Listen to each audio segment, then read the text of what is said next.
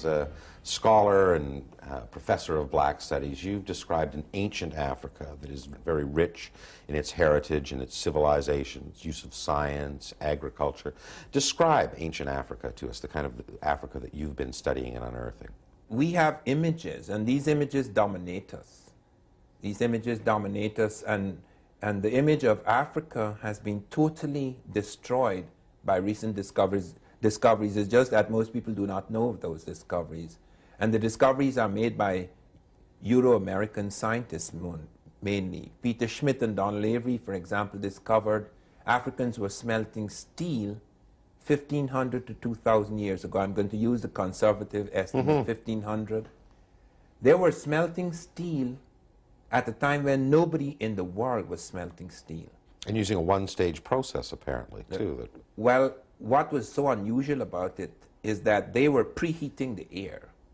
And they had a system whereby because of preheating the air and because of the other things they introduced, they were able to achieve temperatures of 3,275 degrees Fahrenheit in the blast zone. That was never achieved until centuries later.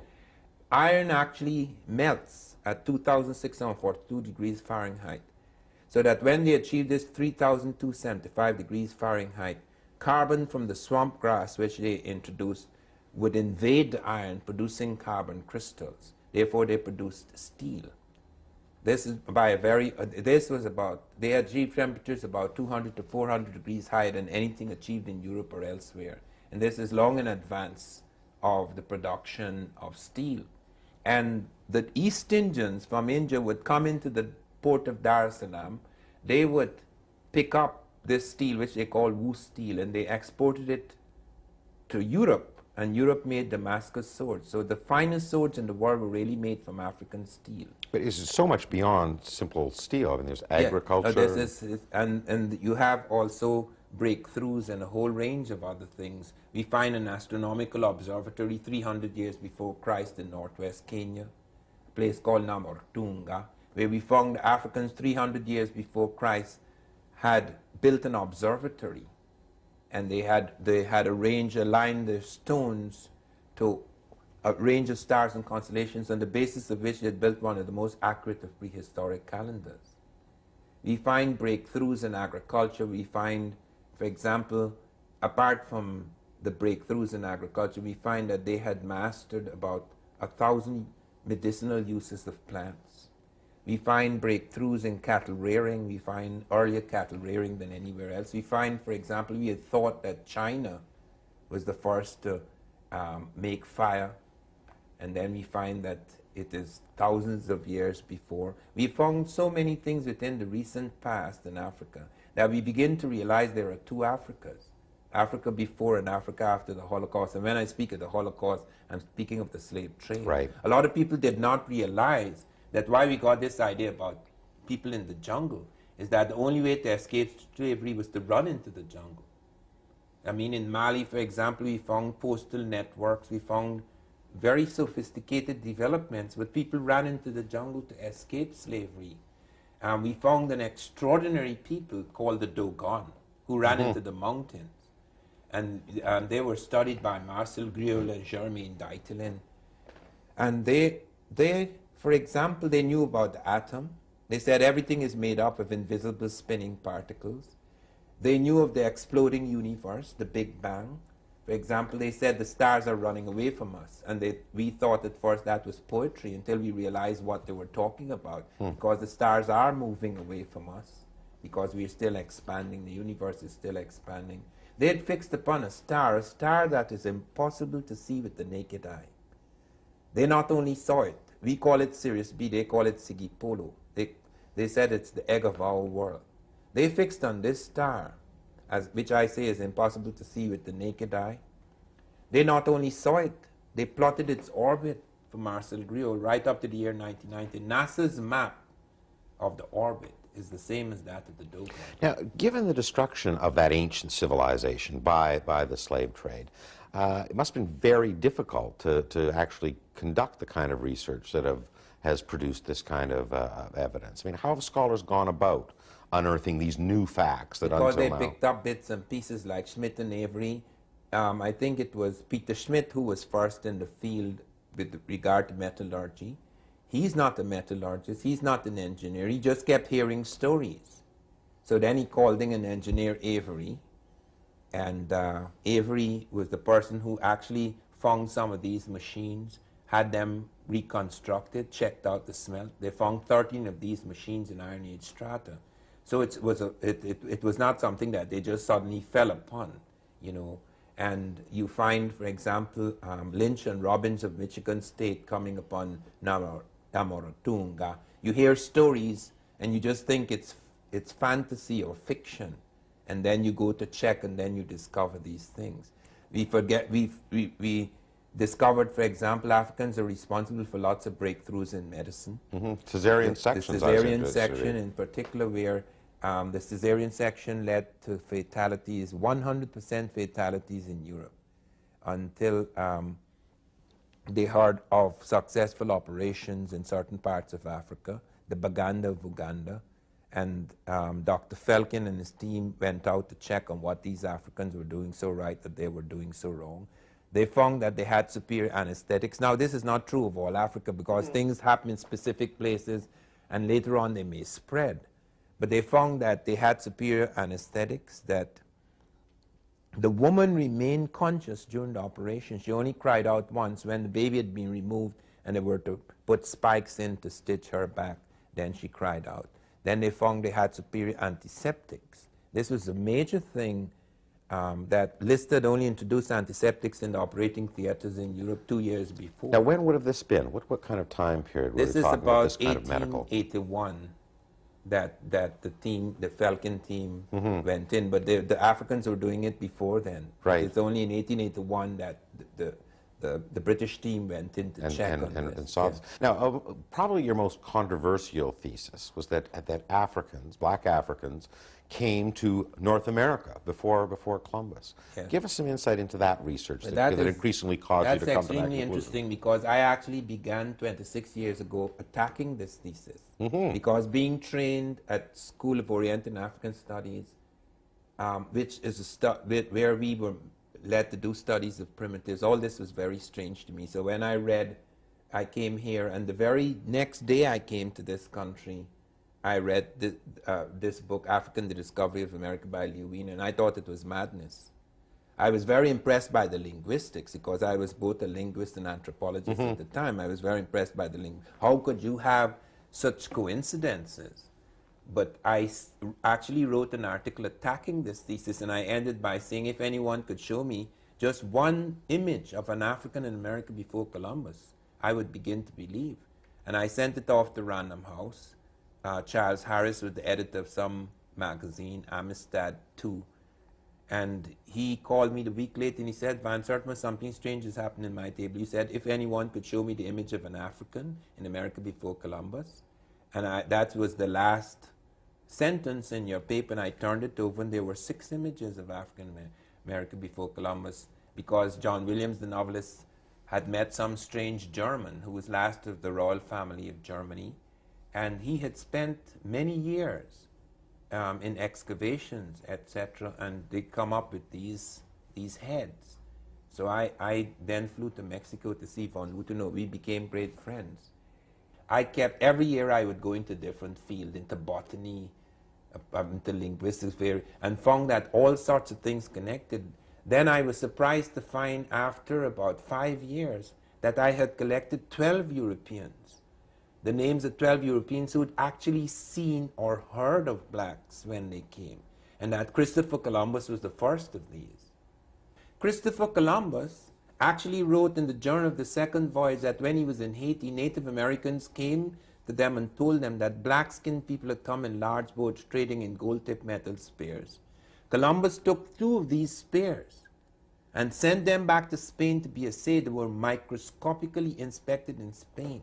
Then they found that of 32 parts, 18 were gold, 6 of silver, and 8 of copper. That's identical with spears being forged in African Guinea. And all the songs that the Native Americans were using for these spears are the same songs that the Africans were using, Ghana and Kane and Kani and Ganin, etc., the Americans had added one word, Ganini, the gold merchants, which referred to the Africans bringing in these things. And then I found Ferdinand Columbus wrote a book on his father. He said, my father told me he saw Negroes north of Honduras. And then I found that Vasco Nunez de Balboa on September 25th in the year 1513, coming down the slopes of Caracua, which is in Darien, which we now call Panama, actually saw two tall black men among the Native Americans. The Spanish were startled. These men were about 1.5 feet taller than the Native American. They were exceedingly black.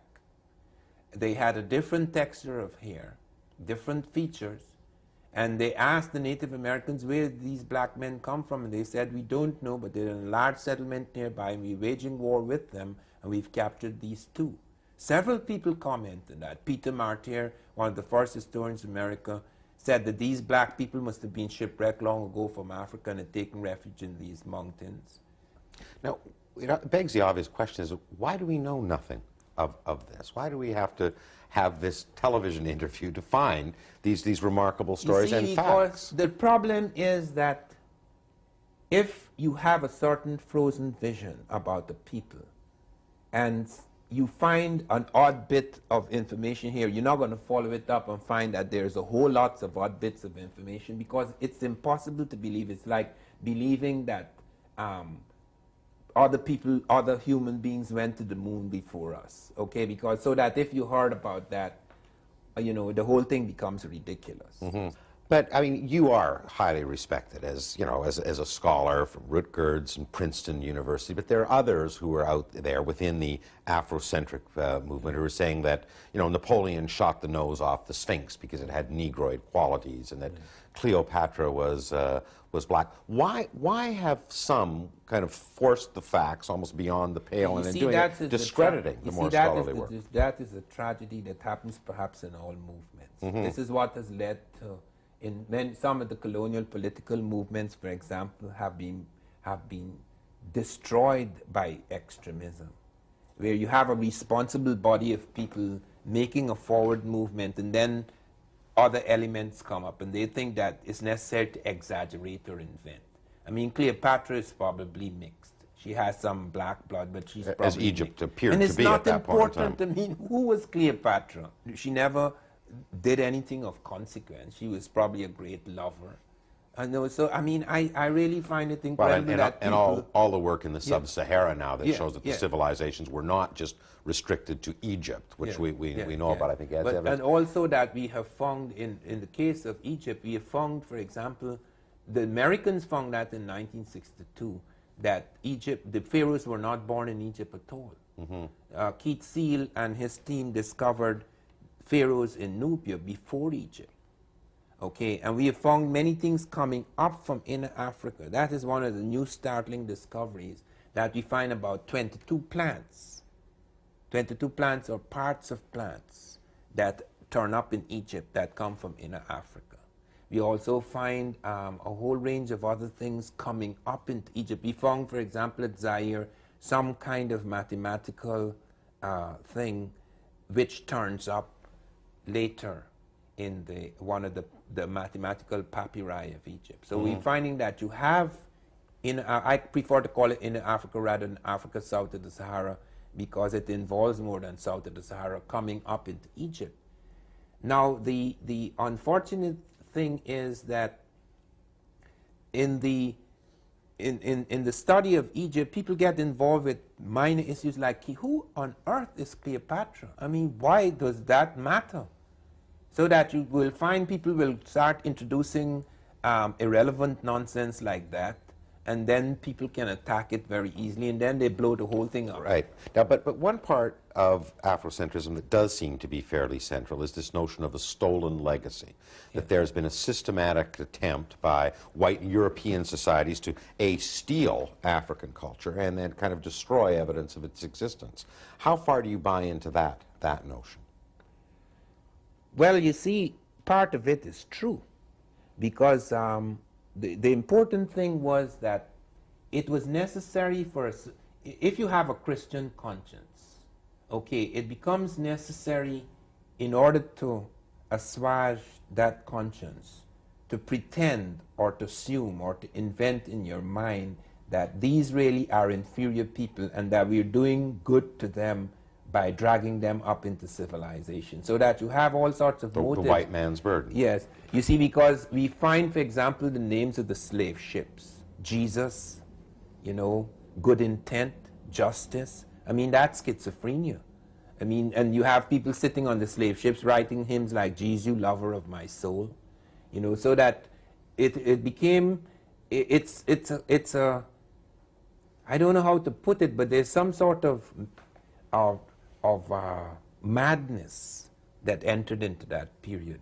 The important thing now is for us to, seeing the tragedy that it has brought into our world, the important thing for us is to find ways to bring about a balance and to shatter the frozen vision. My intention and my work is to show that Africans were not the primitives we thought they were, and to try and show as responsibly as possible what were their contributions to civilization. In your public lectures, I mean, you also focus a lot on modern-day black accomplishments in North America post-slave trade. I mean, everything from the invention of the steam engine to the typewriter to current developments in the space program. Again, why do we just know about Marcus Garvey and peanuts and nothing else about black accomplishments in modern history? Yeah, that was one of the most exciting parts of my exploration of this, because I went to NASA to study what blacks were doing in space and was startled to find that the leading technical astronaut in our space team is an African American, Colonel Gregory. And I was very fortunate because when I first went to NASA, they thought it was just a study of equal opportunity and things like that, and I insisted, no, I want to see the scientists, and that was extremely interesting. Because I actually sat in a spaceship, I managed to see a whole lot of things. Then NASA flew me to witness the blast off of the first black in space. And one discovered a whole range of things. I met Dr. Christine Darden, the leading woman at NASA, who is an African American. She is now reshaping our planes so that we could fly faster than sound without the sonic boom problem. That's a very serious problem for us, because the sonic boom can shatter eardrums and glass for miles around. But as you pointed out at the beginning of this question, that's a range of things. By the year 1913, more than 1,000 inventions were patented by African Americans. We know nothing of this. So to your audience who listens to this, they would say, not only are these remarkable accomplishments, but they must say, why don't we know anything about this? Well, I often wonder about that, but I think just as we have this frozen vision that makes us only see one side of Africa, so many of us grew up despising Africa, and there's also the frozen vision that blocks out achievements of African Americans. People get involved in things like music, you know, and sports, and they're not aware that African Americans have been deeply involved in science and have made breakthroughs in so many fields. Well, within the whole area of Afrocentrism, there's a very bitter scholarly debate saying that, you know, Afrocentrism has two purposes. One is to, you know, solid historic scholarship, but the other is to create a historical root and source of black pride, and that the two get mixed up all the time. Yeah. Is that the case in terms of your colleagues and looking at the body of work that's out there? I think there are some people who invent or exaggerate, or at least put an emphasis on things that do not that are not of any significance. For example, I remember a friend of mine whom I shall not name. He suffered enough. I always warned him. When I was at NASA, I was told about something quite extraordinary. I can't remember what it was. Oh yes, NASA told me that in Egypt, about 2300 BC or something like that, they found the glider. I remember reading this, yes. They found this glider. It didn't have an engine, but it was not a toy. They said it had aerodynamic qualities. I told him, I said, be very careful with this information. This is not on the level of the Wright brothers, but 2300 BC is not a joke. These guys were actually it's not 1903, experimenting. right? I made it quite clear, experimenting. With flight. Yes, and he went about saying about how the Nubians were gliding from here to there. He lost his job because the New York Times called me and said, we were aware that you were quite responsible, that you're very cautious, that you don't say anything without backup, but wouldn't you admit that in your movement there are lots of irresponsible or such incautious souls? Those words, incautious. I said, I don't have a movement. I'm alone. I don't have a movement.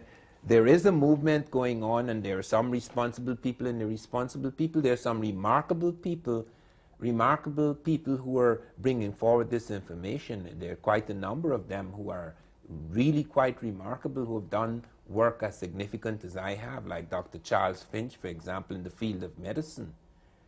And they said, but wouldn't you admit they're incautious souls? I said, I don't know what you're talking about, because this is not the movement. This was February, about 5 or 6 years ago. Opened the paper one Sunday in February, and here is this thing by the New York Times about they interviewed Van Srtima and something about incautious souls, and one such incautious soul was such and such, who was talking about Egyptians gliding from here. He lost his job. Now, do you think that is an attempt to overcompensate to the slave history that is the dominant part of black history for modern black North Americans? That's all they know about their history is slavery? Yeah, it is very unfortunate, but that the people are driven at times because of the enormous sense of non-achievement that is being presented by this frozen vision. But you see, it is equally reprehensible for people, even after finding out new facts, still to stick to the frozen vision that Africans are inferior and things like that. It's so unfortunate because it's a case of ignorant armies clash by night, you see. So that, I mean, one has to be extremely careful about that, and when it appears, one has to point to it. This sometimes is very difficult because you don't want to hurt people. Mm-hmm. You know, I spoke to him privately. I said, be very careful, don't say such things. And I was having a debate with some professors once in Chicago, and this gentleman got up and said, we were talking about the pyramids and the problems involved in the building of the pyramids, and he got up and said, but how do we know? Since we do not know all the ways in which pyramids were built, how do we know that the Egyptians were not levitating the stones? And I went over to him and I said, shut up, man, don't make a fool of yourself. The Russians have shown, I had to dissociate myself from him. I said, the Russians have shown in recent experiments that you can move a small object. With certain kinds of concentration, you can move a small object, but this is an experimental stage. We have absolutely no scientific proof that man could levitate large blocks of stone. So that until we have absolute proof of that, it would be most unwise to talk about such things. The Egyptians had abilities of telekinesis, of course. But as the body of evidence starts to become overwhelming, that there really truly was a very rich civilization in ancient Africa, not just in Egypt, but also the sub-Sahara. Do you think the time will come then when black Americans will start focusing on their modern heroes and not have to look back to Africa? Well, they have a number of modern heroes, but it's necessary that that past should be recovered, because it's not as easy as in the case of the European element in America, where they don't have to. Europe has been looking back for centuries, because all the things we learned in school was about Europe. You know, when I went to university, the School of Oriental and African Studies, for example, I went with the hope that I would be able to repair this gap in me. I knew nothing about Africa. So I decided to do a degree in African Studies.